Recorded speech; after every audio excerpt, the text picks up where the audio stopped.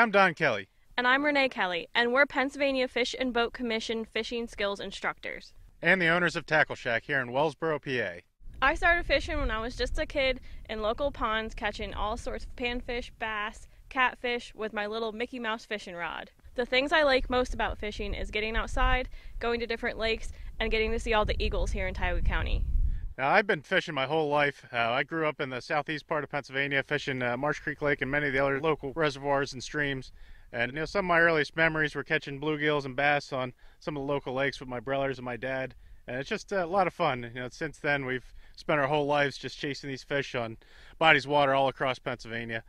Today we're here at Hamilton Lake in Wellsboro, Pennsylvania, and we're going to show you a few tricks on how to catch bass here or any other lake. Hamilton Lake is a 42-acre impoundment located just outside the borough here in Wellsboro. It is a warm water fishery. There's largemouth bass, bluegills, pickerel, crappies, and catfish that you can also catch here. Just a really fun lake. It is also stocked in the spring, and it's one of the top ice fishing destinations in our local area as well. Bass are a popular game fish all across Pennsylvania, and especially here in Tioga County, where we have 7 local lakes and a variety of rivers and streams that you can find them in as well. Largemouth bass in particular are what we're going to be fishing for here at Hamilton, but you'll find smallmouth in many of the local lakes here as well. Think of bass fishing, you might think of the big tournaments and these fancy bass boats and all the big names in fishing, but a lot of the bass fishing starts right here. It starts on the bank of your local lake or your local stream. And hopefully someday you're out there competing on the tournament trail, or maybe you're just more interested in having some fun with your family. Either way, these tips and tricks are going to help you get started in the world of bass fishing. So before we get out fishing, we want to take a few minutes and talk about some of the gear. If you walk into my shop, another tackle shop, or any of these big box stores, it can be overwhelming seeing all the tackle for bass fishing. There's just so many different lures and so many different gadgets out there to help you catch bass. And while they're all fun to use, and down the road maybe you're going to want to pick some of them up, there's just a few basic things you're going to need to get started fishing, whether it's the local lake here or any lake here in Pennsylvania. The first thing you're going to need to get started bass fishing is a Pennsylvania fishing license. You can purchase one of these at a fishing retailer or at fishandboat.com. A few other things you're going to want to remember is plenty of water, sunscreen, sunglasses, and protective clothing to help keep you from getting sunburned. So the next thing you're going to need, of course, is a fishing rod.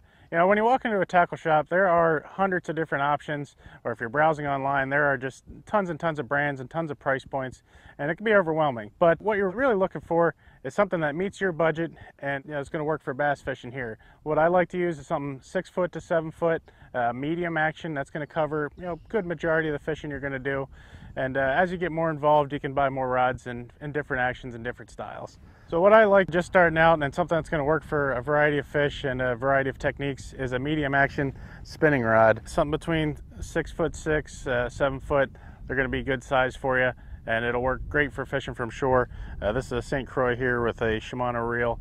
There's a lot of different options out there for brands, and definitely going to be able to find one that meets your price point.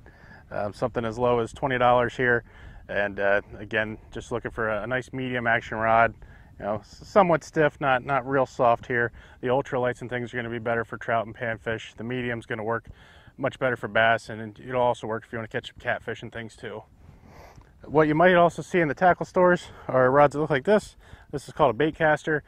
Just starting out, these can be a little bit more cumbersome, not quite as user-friendly, but a nice tool to have once you get a little bit more experienced. One thing you might want to look into too when you buy your rods is a rod sock like these. It just helps keep your rods from getting tangled and protects them a little bit. Rods are an investment, and the longer you can protect them, the longer they're going to last you. So once you have your rod and reel picked out, the next thing you're going to need is line. Some combos you can buy, they already have line on them, but a lot of them don't. You'll need to buy that separately. For bass fishing, I generally like a clear line. Monofilament is going to be your most versatile. It's not available in all kinds of sizes and a bunch of different colors. Personally, I really like the clear. You'll have to experiment with some of the other colors and see what you like, such as something like low vis green or a high vis yellow.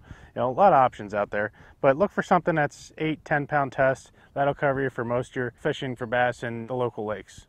So now that you have all that, the next thing you want to think about is a few baits that you can use to catch bass in any of your local lakes. And when you're picking out baits, what you want to think about is what the bass are eating. Bass are a predatory fish, meaning most of what they're eating is either smaller fish or crayfish and lizards, different worms and things. So when we're picking baits, we want to pick baits that's going to match that natural forage that they're eating every day. There's a variety of baits, including soft plastics and hard baits, and it's good to have a nice selection of everything, so you can try different techniques. And we're just going to walk you through a couple of the basics that you can pick up, and that'll work for pretty much bass anywhere in Pennsylvania. So first, let's talk about some of the hard baits that you can buy that you can catch bass with. A few of them are baits like these. Are called spinner baits. The way this works, you throw it out and reel it in. And these are mimicking a small bluegill or a small shad or shiner swimming through the water. These are great and real easy to use. You just throw them out and reel them in, and they'll work really well for catching bass, as well as pickerel and some other fish too. Along those same lines are some other minnow imitations. These are called crankbaits. They're going to have a bill on the front of them. They dive to different depths. This one's a pretty deep diver. It'll dive to about 15 feet. When you're fishing from shore here, you want to be conscious of how deep you're going to be fishing. This particular area we're at today, it's only about 5-10 feet deep, so we really don't want something that dives this deep, but it is available for other areas. Then there's baits like this, a little longer, slender profile. This is called a jerk bait, or some people call them stick baits, and this is going to mimic a injured minnow, and again, kind of a really good bait for fishing these shallower waters too. And finally, this is a different colored crankbait. Again, these are going to be available in a whole bunch of different colors. The first ones we showed you were kind of some minnow patterns. And when I'm picking my colors, what I like to have is some natural stuff. This particular one is a crawfish, and I like to fish these in like rocky areas where the crayfish are going to be hanging out. And I also do like to have some bright colored ones like these. If you have dirty water, stained water, and these are just going to show up a little bit better for them too. So these baits are all divers. Later we're going to be fishing with some baits that stay on the surface, and they can be a lot of fun too, because they're pretty easy to fish. You throw them out and reel them in, and bass will come up and eat them right off of the surface. So those are some of the hard baits and the minnow imitations and the crayfish imitations, but a lot of what you'll see guys fishing with too are called soft plastics or rubber worms, as many people call them too. And they come in all kinds of shapes and colors, and with crazy appendages, and some of them are just long straight worms, and really all kinds of neat colors and styles out there. Some of the most basic ones that we fish with are going to be worms like these. This is a traditional worm. These came out years and years ago, and since then the technology's changed, but the basic idea is still the same. You're going to throw this out there, and the bass is going to grab it like it's a worm crawling on the bottom, or a dying minnow or something sinking to the bottom, and just a really effective bait. So like I mentioned earlier, these things are available in all kinds of different colors, and it can be a little bit overwhelming, but you can really narrow your color selection down to just a few basics. One of the things I like to think about is the water clarity in particular. If we're fishing real clear water like we're going to be today, the light greens, or this color is called green pumpkin, tends to be a good imitation. Think about your baby bluegills or a crayfish you see crawling around. They're generally going to be that greenish kind of tannish color, and the green pumpkin or watermelon colors mimic that very well. If you get into some dirtier water, black and blue or black and red tends to be a really good color, and the reason being, the dirty water is a dark brown color, and the black profile of this is actually going to be darker than the water, so the fish can pick this up a lot easier. It's also the same reason we're going to use these darker baits on overcast days or late in the day. It's just easy for them to see when there's low visibility. So one thing you'll notice with a lot of these plastics is they're just plastics. There's no hook or anything attached to them, and you're going to need to pick one of those up separately. And with that, there's all kinds of different options. Some of the most easiest ones to use are jig heads like these, where the weight is already attached to the hook. You can just thread these on there, and it helps keep your bait down near the bottom. And then there's other ones, big hooks like these. This is called an extra wide gap worm hook. This is what we would use for a rig called a Texas rig, which we're going to show you here in a little bit. It's a weedless way to rig some of your worms. And then there's these round hooks, which are kind of more what you're used to seeing. You can use this style hook for your live baits, or many of these plastics too. And then finally, we have jig heads like these that are going to have little blades on them. And what that's going to do is just give it a little bit more flash and a little bit more action to some of your plastics. So now you've got your lures and your rods and all that picked out. A few of the last things you're going to need are just some basic tools to make your life a little easier. A pair of clippers like these. These are great for just clipping the line. So I also like to have a pair of scissors too, and again, this is just for cutting line, particularly braided lines. The scissors work really well for that. And finally, we're going to need a pair of pliers or hemostats, and we're going to use these for a few things. One, getting the hook out of the fish, and two, You can use these to debarb some of your baits too. You know, if you want to practice catch and release, it's always a good idea to pinch down some of your barbs. And the way we can do that is just take your pliers, take the barb on the hook here, and just pinch it down.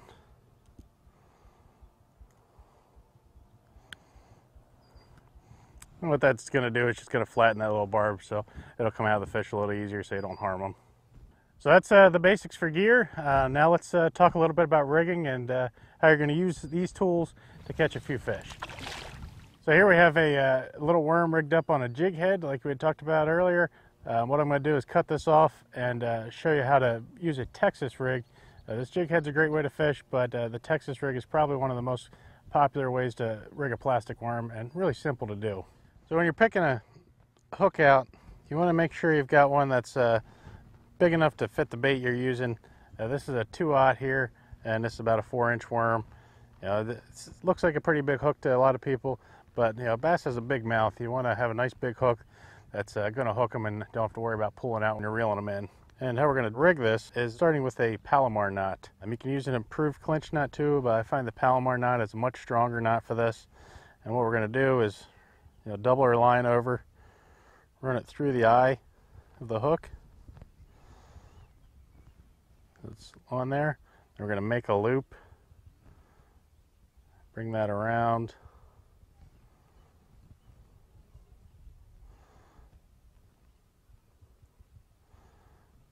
and then take this loop and go all the way around the hook. This is a particularly useful knot if you're tying with braid at all. This will not slip at all.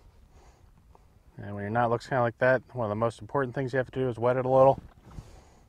And then just pull both ends tight. Make sure your knot's sitting on top of the hook and pull it tight. Very, very strong knot. Then we're just going to clip this tag end off, again using just our line cutters here. So now we have our hook here. Next thing we're going to do is take our plastic worm. This is what we're going to tie is a weightless rig. You can also add a bullet weight or some sort of weight up above here if you want. These particular worms are quite heavy, and we're fishing pretty shallow water, so we're actually going to fish these weightless. And what we're going to do is take our worm, just slide it onto the point of the hook here, and then when you get just about to the bend, push the hook point through, run your worm around, and he's going to sit on that little notch on the hook. And then we want to take our worm, measure it up here, see it kind of goes back in the collar here, and then push that through. You want them sitting there nice and straight, and you see the hooks sitting on the other side of it. And to make this weedless, what we do is we push this worm up and just pull the plastic back a little bit and sink the tip of the point of the hook right back into the worm. And there you have it. That's a basic Texas rig. And this is a really, really good rig for fishing areas like this. You can throw it around weeds and cover, and it's not going to get hung up on you. Another rig you can use, it's called a Wacky Rig, and this is a really fun and easy rig again to fish, and it'll work with most of your plastic worms as well. So for this rig, we're going to do the same type of knot, but we're going to use a different style hook. The hook we're going to use is a round hook, or octopus hook. If you go to most stores, you'll see hooks specifically labeled Wacky Worm hooks or Wacky Rig hooks. But what we're looking for is just something with that short shank and a round bend like this, nice big gap here. And we're going to, again, double the line over, run it through the eye, make a loop, pull it around, and finally wet it before you pull it tight. Real simple knot, definitely one you're going to want to learn if you're going to get into bass fishing. And we'll just clip this tag end. Now a basic Wacky Rig is pretty simple. What we're going to do is just take this worm and find about the middle of it and just sink your hook right through the middle of it. And you see he's kind of dancing and wiggling on all sides. And this is a simple way to do it, but you'll find some of these worms can get a little pricey sometimes, and they're really soft, and if you catch one or two fish on them, a lot of times they'll break apart. So a better way to do it is to get a Wacky Worm rig tool that looks something like this, and it's got all these little O-rings on it here. And what we're going to do is slide our worm into this tool and then take this O-ring, slide it up over the worm. Now you don't need the tool, but it makes getting these things on much easier. So again, you want to kind of put that O-ring right around the middle of the worm. There's even a few worms on the market that already have these molded right into them, but this is going to work for most other worms. And then with this, we're just going to take the hook and slide it right under that O-ring. And you get the same type of action, but it's going to make your worms last a lot longer and be a lot more cost effective for you in the long run. Again, these two rigs we just rigged up, they're weightless, but you can also add weights if you want. Weights come in all kinds of sizes and shapes and colors. These bullet weights are the most popular. This particular one's tungsten, but they also come in lead. And basically, if you're in real deep water, you're going to need heavier weights. If you're in real shallow water, you can use smaller weights. And a lot of what we're talking about today are kind of generalizations. You can use these tips in a number of different ways, but you can modify these rigs however you want to meet your needs as well. So we're going to be fishing with artificials today, but you can fish with live bait, and bass really like eating a bunch of different baits. Live shiners in particular work really well for them. You can also catch them on night crawlers, and rigging for them is pretty simple. What you're going to do, again, just take a normal hook on the end here. Something size 2, size 4 tends to be pretty good. If you want to fish with great big shiners, you might need a bigger hook as well. Something up to 1/0 or so should work for you. And we'll put a split shot a couple inches up here, and then a couple feet up we'll just attach a bobber like this. I tend to prefer bobbers like this that have a little weight on the bottom of them, and that's just going to give you a little bit of extra casting distance.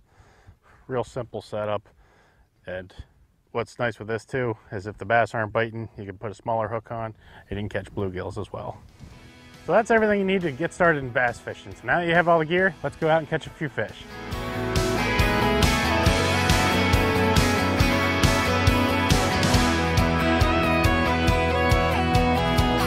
So we're fishing from shore today, and when we come down to the lake, there's a few things we want to look for that are going to be places that we can find bass.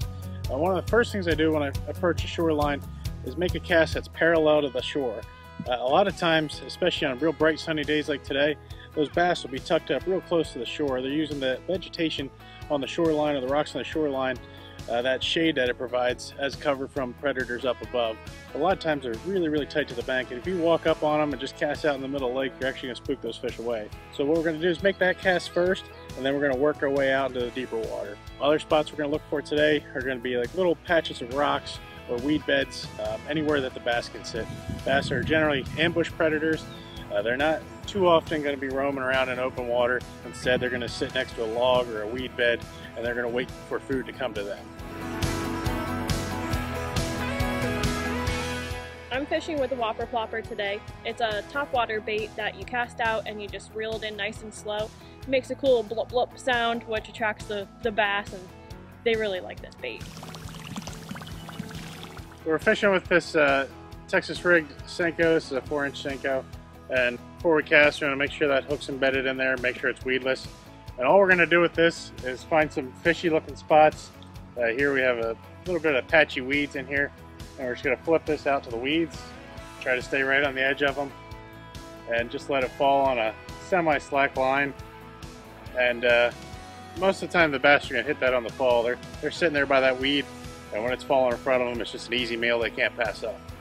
And as we're working that back to us, just twitch it a little and let it fall again. And like I said, a lot of times they'll hit it on that first initial fall. So if you're not getting any bites, just reel it in and throw it back out there again.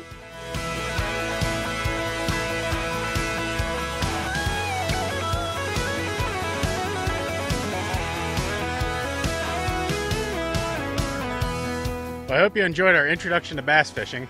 And for more information on bass fishing, visit fishandboat.com. And as always, have a great day fishing. On the Wacky Rig. That's a nice one there.